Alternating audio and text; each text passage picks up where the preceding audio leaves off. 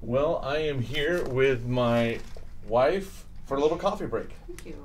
Yes. Or cup of cream break.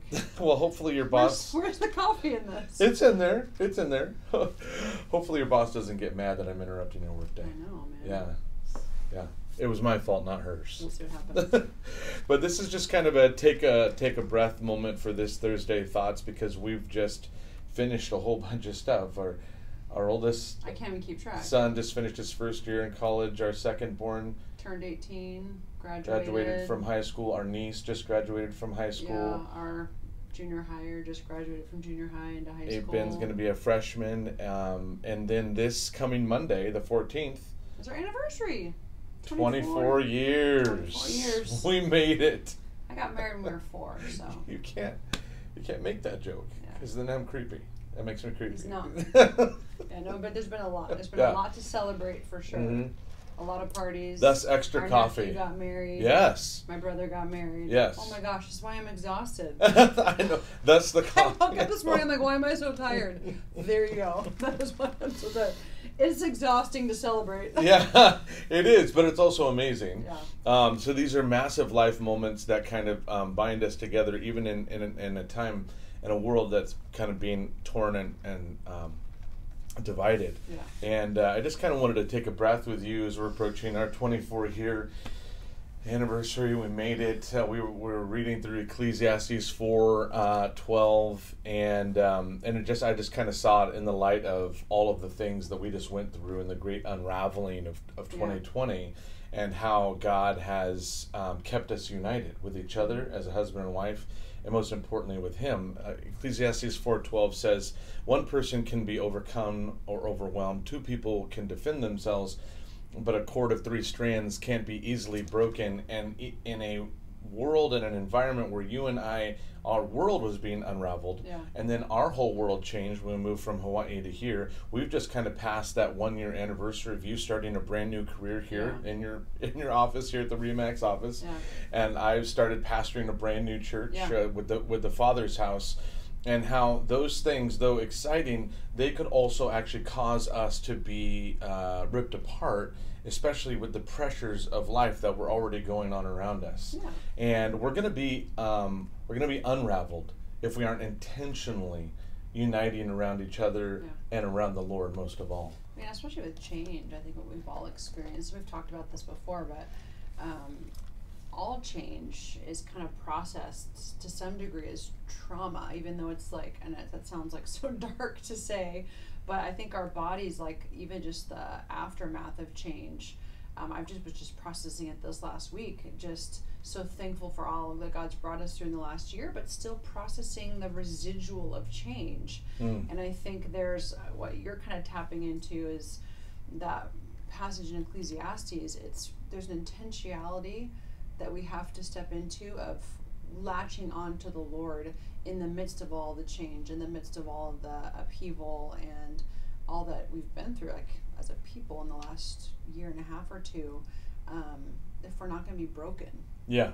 That we're going to be broken, we're going to be lost, we're going to be struggling if we're not latching on to and hanging on to the voice of the Lord, His presence, to worship, to hope.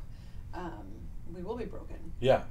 Yeah, and if we aren't intentional, and so that's just kind of what we wanted to share with you this morning, is ways that you can make sure that even if everything else is unraveling around you, you are that cord of 3 strands. Even if you're single and you're watching this, you have to have the Lord, obviously, but then you have to have at least one other person that's standing with you, a good friend, a trusted ally, someone that is in the trenches with you. And if you don't intentionally seek that out, whether you're married or not, you're going to find yourself unraveled and then distant, not only from others, but from the Lord. Yeah.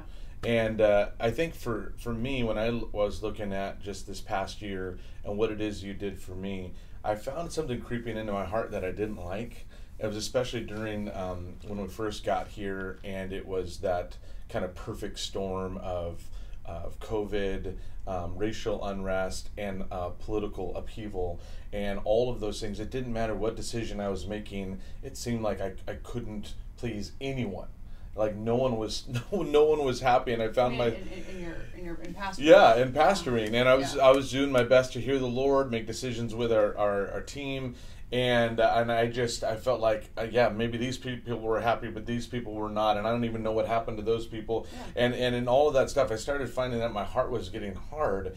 And I found that, especially with you being here and me pastoring the church, it would have been easy for you, because you were starting a brand new career. It would have been easier for you to just go, hey, he's got to figure that out. I'm going to do my thing. But you kept, even at the end of long days, you kept being a safe place for me to process through, to pray through. You weren't trying to give me pat answers.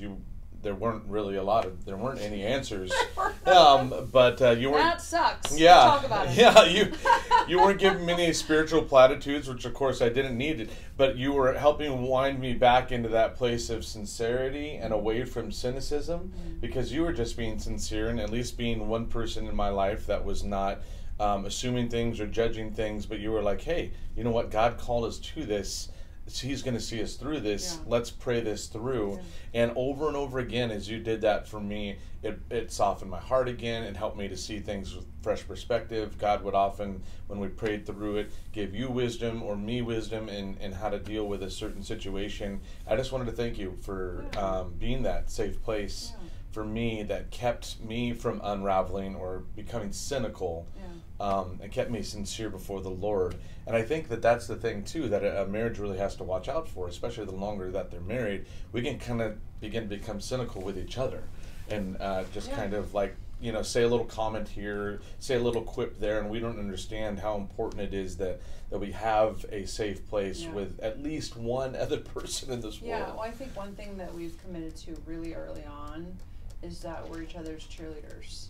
And of course we're going to make fun of each other, because that's what we do. But that we're each other's cheerleaders too. And then if no one else has your back or supports you, or you feel like no one else does, you feel like the world's against you, or you feel like no one's on your team, you know that I'm on your team. I support you, even if I'm not in the same job role as which we had for so long. And then to switch, for you, it was realizing she's still on my team, even though she's in a different office somewhere else. Someone believes in me. I can do this. Yeah. Sometimes you just need to know, I'm not a total screw up. Right. Right. Yeah. I've got something to give. I've got something to say. I've got something to contribute. And really, it's not about me, but it's there's a purpose. And so I think that's really important, that we continue to be intentional about that. And you've been that for me too. You've been really intentional about just cheerleading me on, encouraging me on in this new venture, and celebrating the wins and encouraging through the frustrations. And you've just been, this guy makes me breakfast and lunch every day. That's huge. Feed me and tell me I'm pretty, and I'm good. And you've done that. That's easy to do. Thank you for cheerleading me on in this new adventure. Yeah, I was sitting in the car the other day when you were on a phone call with a client looking at potential property, and you were speaking a whole nother language. I was just blown away at how in just 1 year's time you've learned the language of realty, and I was just really, really impressed. And I live to impress. But purposefully, as a husband, wanting to have you teach me, because I don't know the world. And having you say, well, I'm really glad you're asking, because it allows you, as you're teaching me, allows you to know I'm actually invested in what you're doing as well. Totally. Yeah. No, I love being able to share the stuff that I'm learning, because then it helps me process it, and it's exciting. Yeah. Thanks for sharing that with me. Yeah, I'm excited for you. I'm excited for this business. The health of the Father's House a year in is really neat to see, and we just want to encourage you in that today. If you've been married for a long time, we're coming on 24 years. Maybe you've been married longer. Maybe you just got married, like our nephew and Zach and Isabella. Maybe you are single and you're just trying to figure out what is your next step in life. Make sure that you are tying yourself to the right things. Don't let your heart get cynical. Don't separate yourself from the church. The church is not perfect, but the people in that church are ones that God has designed for you to do life with together. Sometimes it's as simple as being intentional about conversation, just talking through your day together, making a few minutes before you go to work or after you get home. Sometimes it's very intentional about just praying through. Sometimes you'll text me in the middle of the day saying, hey, how are you doing? How's your day going? How can I be praying for you? Simple things like that keep us from unraveling in a world that's unraveling. So thank you guys for your time. We look forward to seeing you on Sunday, where we're going to talk about the blessing of marriage.